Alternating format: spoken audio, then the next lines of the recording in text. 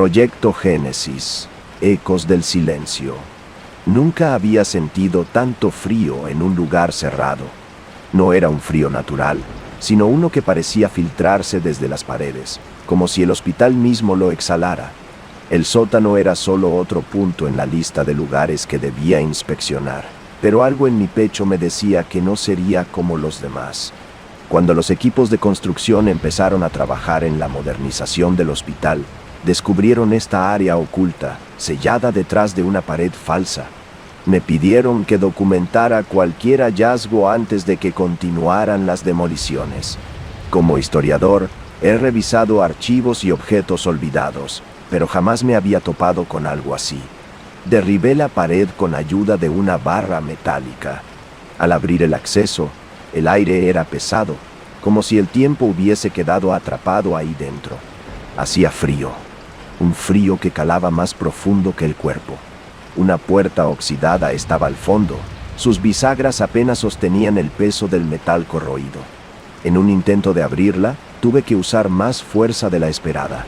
Finalmente, se dio con un chirrido que aún me retumba en los oídos. Al cruzar el umbral vi las estanterías. Decenas de carpetas descoloridas, cubiertas de polvo y moho, estaban apiladas en un orden que parecía demasiado deliberado para un espacio tan descuidado. No pude resistir la tentación de abrir una. El primer archivo hablaba de algo llamado Proyecto Génesis. Los términos eran técnicos, casi clínicos, pero las implicaciones eran claras: experimentos médicos. Mientras leía, algo helado me recorrió la espalda. No por el contenido exacto, sino porque, por un instante, juraría que algo me observaba desde las sombras. Reporte inicial del Proyecto Génesis. Fecha: 12 de marzo de 1957. Investigador principal: Víctor. Objetivo: examinar las capacidades regenerativas del cuerpo humano mediante estimulación neuronal y química avanzadas. Sujetos seleccionados: 10, provenientes de los pabellones psiquiátricos. Consentimiento firmado. No aplicable debido a incapacidad mental. El silencio del laboratorio era ensordecedor. Afuera, el hospital seguía con su rutina. Los pacientes deambulaban por los pasillos y los médicos corrían de una sala a otra. Aquí abajo, nadie sabía lo que estaba ocurriendo, y eso era lo que necesitaba para avanzar sin interrupciones. El sujeto 1, un hombre de 34 años con historial de automutilación y paranoia, recibió la primera dosis del suero experimental hace 3 días. Hoy, he notado signos prometedores.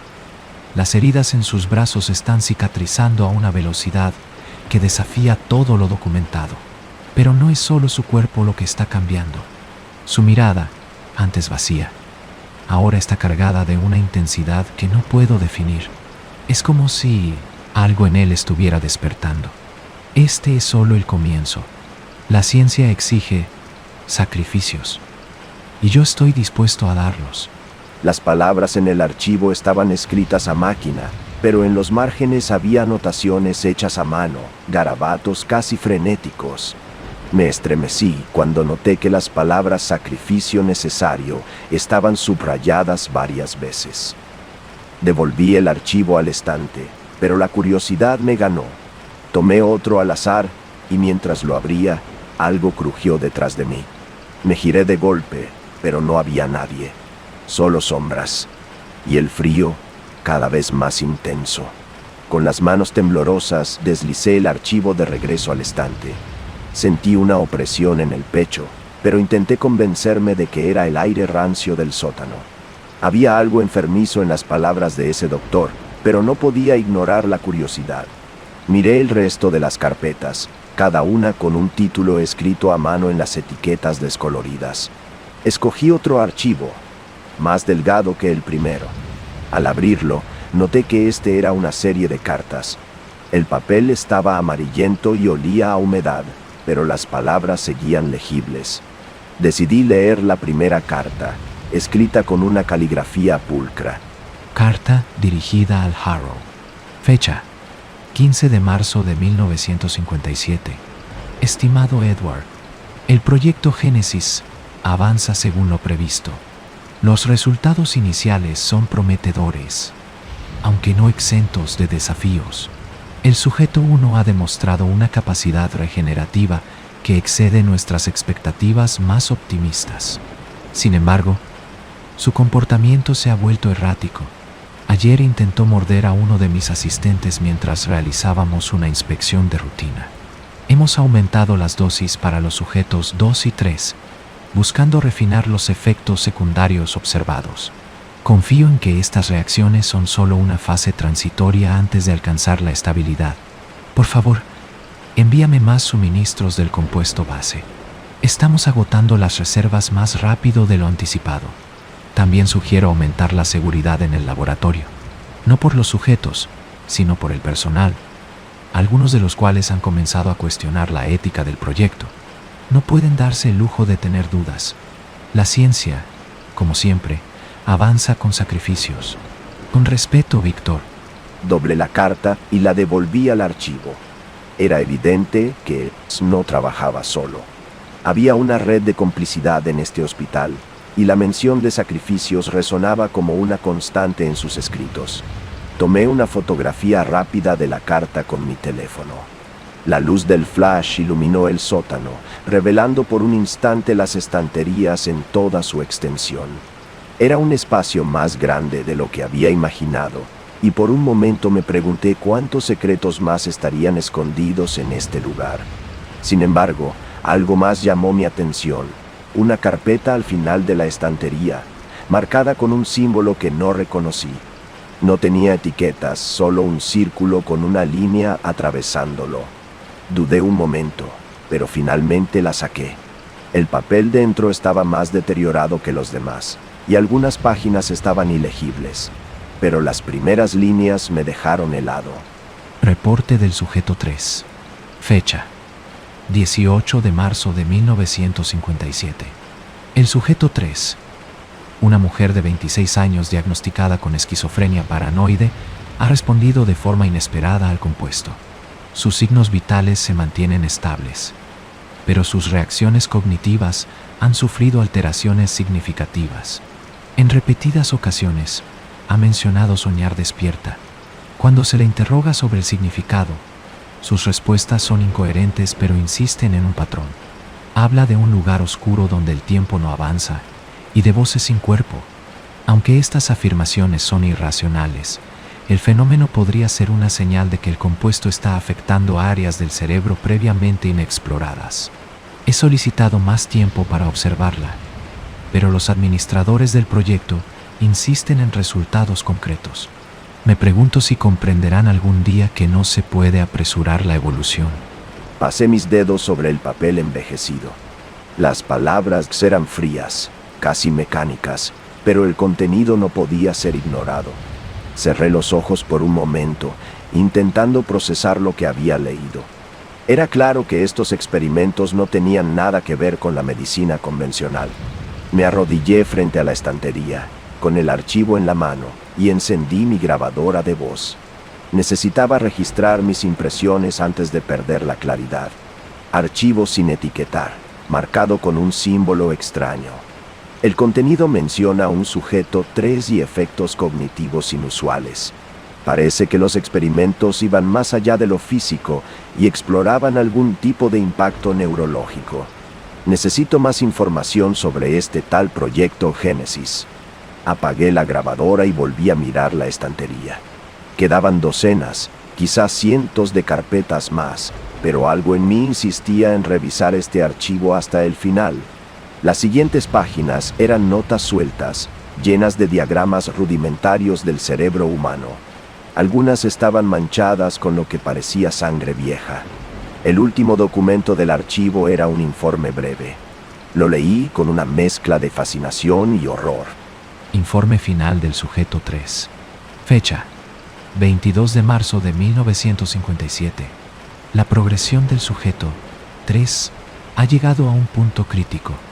Las capacidades regenerativas son mínimas en comparación con los sujetos previos, pero los cambios neurológicos son asombrosos.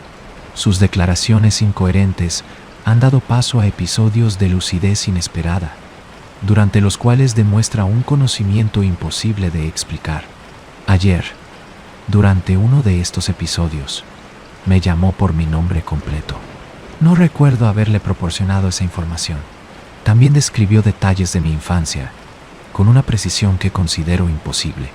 Estos fenómenos pueden indicar que el compuesto está estimulando áreas latentes del cerebro relacionadas con la memoria o la percepción extrasensorial.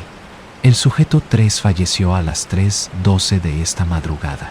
La causa oficial es un paro cardíaco, pero sospecho que fue incapaz de manejar las alteraciones inducidas por el tratamiento. He solicitado que su cuerpo sea incinerado inmediatamente para evitar complicaciones. Este es el tercer fallo significativo en menos de 2 semanas. El equipo está desmoralizado y algunos han comenzado a hablar de suspender el proyecto. No puedo permitirlo. El potencial es demasiado grande para abandonarlo ahora. Mis manos estaban sudorosas al terminar de leer. Intenté devolver el archivo a su lugar, pero lo dejé caer.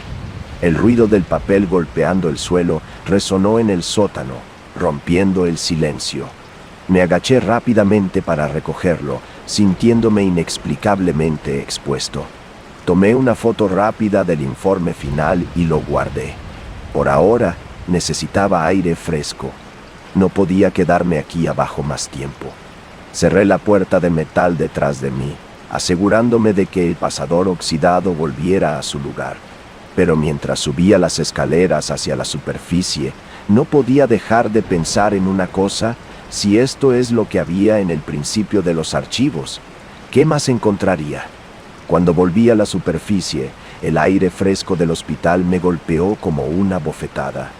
No me di cuenta de cuánto había estado conteniendo la respiración hasta que la solté con un jadeo. Me apoyé contra la pared del pasillo, con las manos todavía temblando. Lo que había leído no era ciencia médica, era algo más. No podía dejar de pensar en los detalles, las descripciones frías, la mención de sujetos fallecidos, los efectos secundarios escalofriantes. ¿Cuántas vidas se habían sacrificado para alimentar esa obsesión? La carpeta sin etiquetar me había dejado con más preguntas que respuestas. Decidí volver a mi oficina temporal, donde estaba llevando un registro de lo que encontraba. Saqué mi laptop y subí las fotos que había tomado. Revisé las imágenes, una por una. Era la única forma de enfrentar lo que había leído sin el peso físico de esos archivos en mis manos. Pero había algo extraño en una de las fotos. La amplié en la pantalla. Un dibujo de un cerebro humano garabateado a mano en una de las páginas del archivo. Junto al dibujo, una nota escrita en tinta roja: la evolución no es gentil. Sacudí la cabeza y cerré la laptop. El agotamiento estaba haciendo estragos en mí, pero sabía que no podía detenerme. Tomé una linterna y regresé al sótano. Si quería entender este lugar, tenía que ser exhaustivo. Al llegar, me acerqué a las estanterías nuevamente. Esta vez busqué algo diferente, un patrón, una conexión entre los títulos. Finalmente, mi mirada se posó en una carpeta más voluminosa que las demás, con el título Progreso Experimental, Sujeto 5. La tomé y la abrí. Reporte inicial del sujeto 5. Fecha: 1 de abril de 1957. El sujeto 5, masculino, 42 años, ha sido seleccionado por su notable resistencia física y antecedentes de trabajo manual en condiciones extremas. Su perfil psicológico muestra señales de ansiedad generalizada, lo cual podría ser un obstáculo menor en el proceso experimental. Se ha iniciado con una dosis más alta del compuesto, basado en los resultados previos que sugieren que la dosificación inicial es clave para activar los efectos deseados. Los primeros indicadores muestran una adaptación física notable, incremento en fuerza muscular y resistencia cardiovascular en un 18% por encima de la media humana. Sin embargo, hay anomalías inesperadas. El sujeto 5 ha reportado pérdida de sensibilidad en las extremidades y una sensación constante de distancia respecto a su propio cuerpo. Estas observaciones requieren mayor investigación, pero la prioridad sigue siendo documentar las mejoras físicas. El sujeto ha sido aislado para evitar distracciones externas. Su cooperación es mínima, pero manejable con los recursos disponibles. Cerré el archivo con fuerza. La carpeta estaba llena de notas similares, todas describiendo al sujeto 5 como un espécimen en constante deterioro. Pero había algo más que me perturbaba. Cada entrada parecía más apresurada, más caótica, como si el propio Larks estuviera perdiendo el control de su experimento. Miré alrededor del sótano, sintiéndome abrumado por la magnitud de lo que estaba aquí. Había tanto que leer, tanto que procesar, pero el cansancio comenzaba a ganar terreno. Decidí que este sería el último archivo por hoy. Antes de cerrar, encontré una nota final en la carpeta, escrita con una letra más desordenada de lo habitual. Última entrada del sujeto 5. Fecha: 10 de abril de 1957. El sujeto ya no responde a estímulos externos. La mejora física se ha estabilizado, pero las funciones cognitivas se han deteriorado por completo. Se ha convertido en un cuerpo fuerte pero vacío, incapaz de actuar sin una instrucción explícita. El compuesto sigue siendo prometedor, pero requiere ajustes. Este es un revés, no un fracaso. La ciencia avanza a través de pruebas y errores, y yo estoy dispuesto a cargar con el peso de los errores. Me quedé sentado en el suelo del sótano, con la carpeta en mi regazo. Las palabras cuerpo fuerte pero vacío resonaron en mi mente, una y otra vez. Cerré los ojos, intentando calmarme. Este hospital, este lugar, había sido un laboratorio de horrores. Finalmente, devolví la carpeta al estante y subí nuevamente. El día había terminado para mí, pero sabía que esto era solo el comienzo. Dormir fue imposible. Me quedé tumbado en la cama del pequeño apartamento alquilado que el hospital había dispuesto para mi estancia, repasando las imágenes y las notas en mi mente. Había algo que no encajaba. Victor Larks parecía metódico, casi obsesivo, y aún así los experimentos terminaban en caos. ¿Por qué seguiría adelante después de tantos fracasos? A la mañana siguiente, decidí que necesitaba contexto. Si el hospital había intentado ocultar estos archivos, alguien debía saber algo. Decidí empezar en el lugar más lógico, los registros históricos del hospital. La sala de archivos oficiales era un espacio bien iluminado, en contraste total con el sótano. Aquí no había polvo ni moho, solo estanterías metálicas y archivadores perfectamente organizados. Me acerqué al encargado, un hombre mayor con gafas gruesas que apenas levantó la vista de su escritorio. Estoy investigando las áreas menos documentadas del hospital, expliqué, eligiendo mis palabras con cuidado. ¿Tiene algo sobre reformas o proyectos especiales realizados en los años 50? El hombre frunció el ceño. Eso es un poco vago, respondió, pero me dirigió a un rincón donde se almacenaban informes de construcción y operaciones administrativas. Después de horas de buscar, encontré algo interesante, un documento fechado en 1957. El mismo año de los experimentos, era un informe de gastos relacionado con mejoras en el nivel subterráneo. La descripción era escueta, pero lo que llamó mi atención fue la firma al pie del documento, Harrow. Ese era el nombre mencionado en las cartas del Larks. Anoté la información y decidí buscar más sobre Harrow. Una búsqueda rápida en internet me llevó a un artículo antiguo sobre él. Aparentemente había sido un influyente médico en la región antes de retirarse abruptamente a finales de los 60. Nadie sabía exactamente por qué. Había una dirección vinculada a su último lugar de residencia, en un pequeño pueblo a 2 horas de aquí. Sin pensarlo mucho, tomé mi chaqueta y las llaves del coche. Necesitaba respuestas. El pueblo era una colección de casas desgastadas por el tiempo, con calles apenas transitadas. Llegué a la dirección que tenía, una casa de 2 pisos, con las ventanas tapiadas y el jardín frontal invadido por malas hierbas. Toqué la puerta, pero nadie respondió. Después de intentarlo varias veces, un vecino se asomó desde su porche. Se fue hace años, pero su hijo todavía vive en el pueblo. Quizá pueda ayudarlo. Me dio una nueva dirección, y pronto me encontré frente a una casa más pequeña, pero bien cuidada. Un hombre en sus 50 abrió la puerta, con una expresión cautelosa. «¿Qué quieres saber sobre mi padre?», preguntó después de que le expliqué que estaba investigando la historia del hospital. «Estoy buscando información sobre su trabajo en los años 50, especialmente sobre algo llamado Proyecto Génesis». El hombre palideció visiblemente. «No debería estar husmeando en eso», dijo en un susurro. «Por favor», insistí. «Es importante. Encontré documentos relacionados con él y un tal Victor Larks». Por un momento pareció debatirse internamente. Finalmente me hizo un gesto para que entrara. «Mi padre no hablaba mucho de esos días», comenzó, sirviéndome una taza de café. «Pero cuando lo hacía, siempre mencionaba lo mismo, que lo que hacían no era medicina, sino un crimen. Decía que el Larks estaba obsesionado, que había llevado todo demasiado lejos. Cuando los primeros pacientes empezaron a morir, o peor, él quiso detenerlo. Pero ya era demasiado tarde. ¿Demasiado tarde para qué?». El hombre negó con la cabeza, nervioso. «No lo sé. Mi padre quemó casi todos sus papeles antes de morir. Solo quedó una caja, y siempre dijo que nunca la abriéramos». «¿Todavía la tiene?». Me miró durante un largo rato evaluándome. Finalmente, se levantó y regresó con una pequeña caja de madera. «Esto es lo único que queda».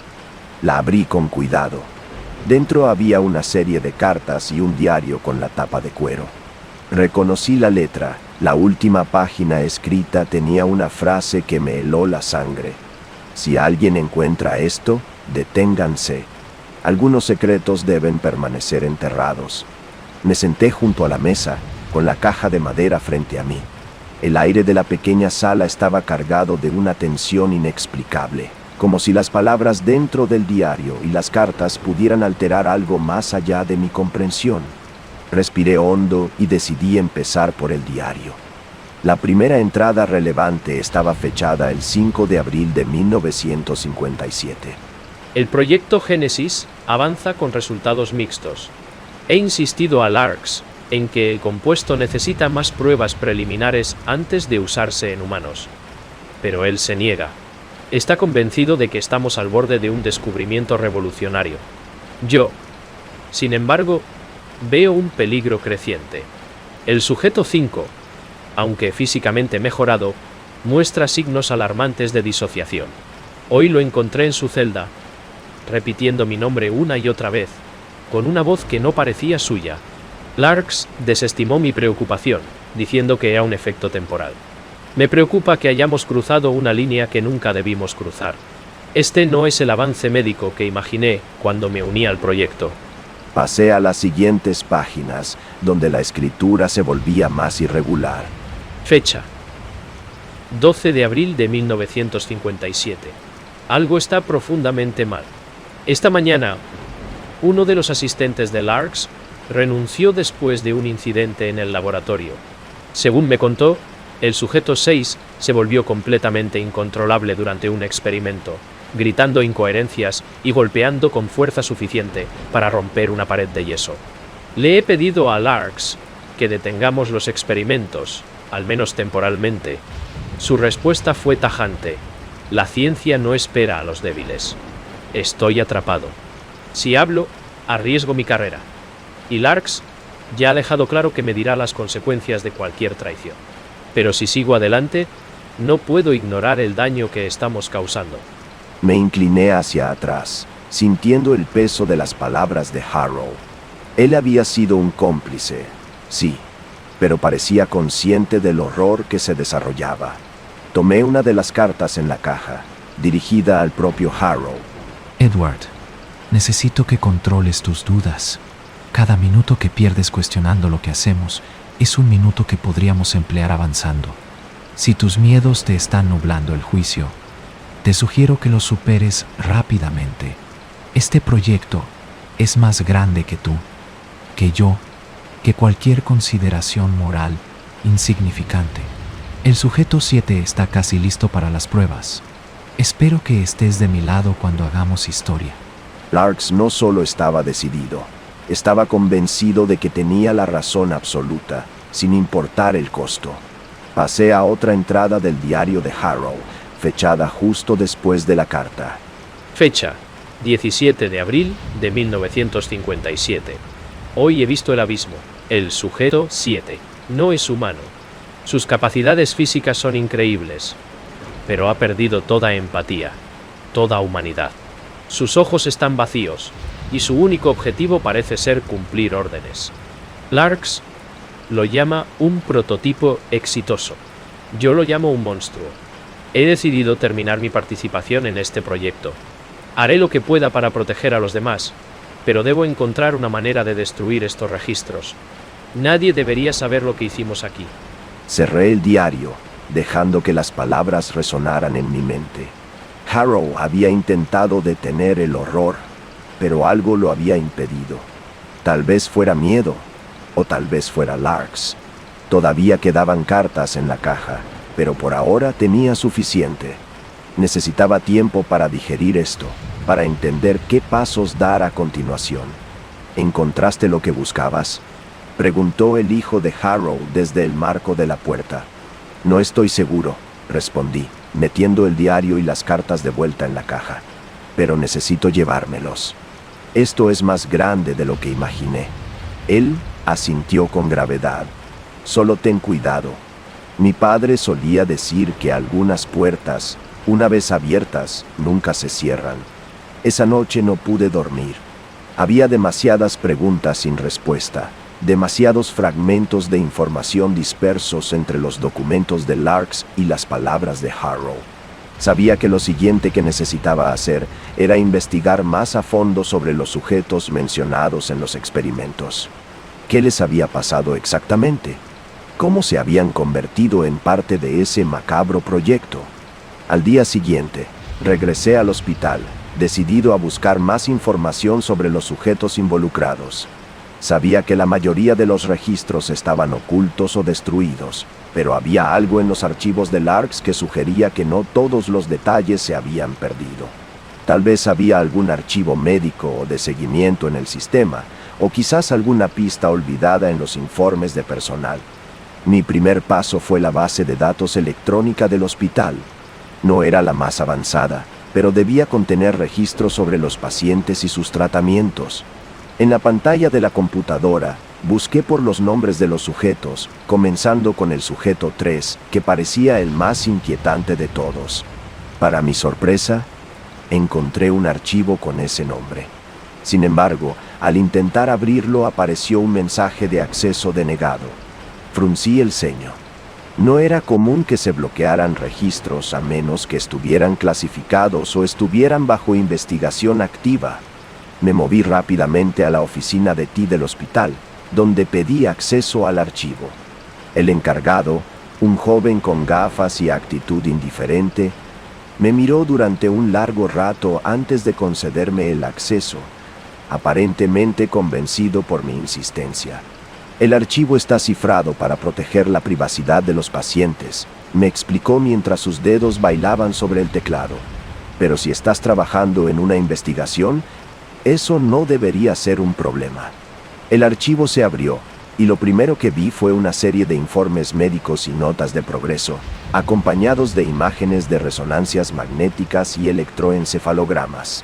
Sin embargo, cuanto más avanzaba, más claro era que algo estaba profundamente mal con el sujeto 3. Sujeto 3, diagnóstico. Condición neurológica inestable. A pesar de la dosis estándar, el paciente ha experimentado alteraciones en el comportamiento y los procesos cognitivos. La función cognitiva inicial se ha visto incrementada por el compuesto, pero el sujeto ha comenzado a mostrar signos de amnesia, alucinaciones y pérdida de identidad. Parece que el compuesto no solo acelera la capacidad física, sino que afecta de forma inesperada la percepción de la realidad. El sujeto ha comenzado a mencionar situaciones de su pasado que no puede conocer, y habla con total claridad sobre eventos de mi vida personal que no le he compartido. Leí cada palabra, cada nota. Las cosas que mencionaba el sujeto, Las experiencias que describía no eran simples delirios. Había detalles de la vida de Larks que solo él podría conocer. ¿Era esto un resultado del compuesto? ¿Una forma de conciencia ampliada? Seguí leyendo con avidez. Había más. El informe concluía de manera abrupta con una recomendación del equipo de investigación. La condición del sujeto 3 se ha deteriorado de forma irreversible. Los informes iniciales de capacidades aumentadas son ahora irrelevantes, dado el estado del sujeto. Se recomienda que se inicie la fase final del protocolo de eliminación. La fase final. El protocolo de eliminación. ¿Qué significaba esto? ¿Habían eliminado al sujeto de alguna forma? ¿Qué tipo de protocolo? Sentí un nudo en el estómago mientras avanzaba hacia los siguientes archivos, buscando más respuestas sobre los otros sujetos. Encontré una mención al sujeto 5, el cual había sido descrito en el informe de Harrow como un prototipo que perdió su humanidad. Al igual que con el 3, había informes médicos, resonancias y notas que hablaban de los cambios fisiológicos impresionantes. Sin embargo, lo más perturbador era lo que decía el informe final del sujeto 5. Sujeto 5. Condición. Irreversible. El sujeto ha sido convertido en una entidad completamente sumisa a las órdenes dadas.